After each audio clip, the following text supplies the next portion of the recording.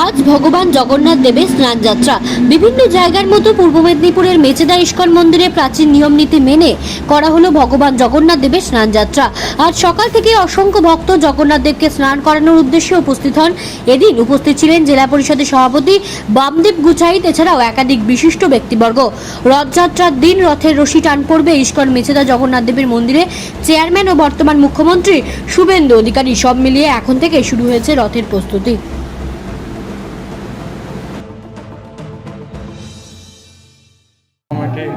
আরো অগণিত ভক্ত এসেছে আমাদের।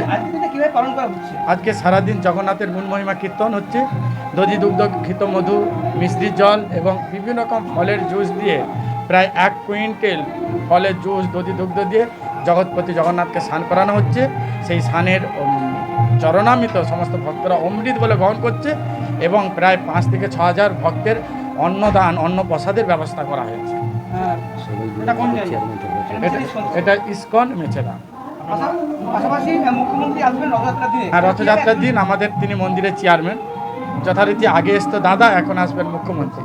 সেইটা নিয়ে আমরা খুব চিন্তা আছি। এত ভক্ত আসবে, জায়গা সীমিত, কি হবে? তার জন্য আমাদের কমিটির যারা আছেন ওনারা খুব চিন্তা করছেন ভক্তদের কিভাবে পরিষেবা দেওয়া যায়।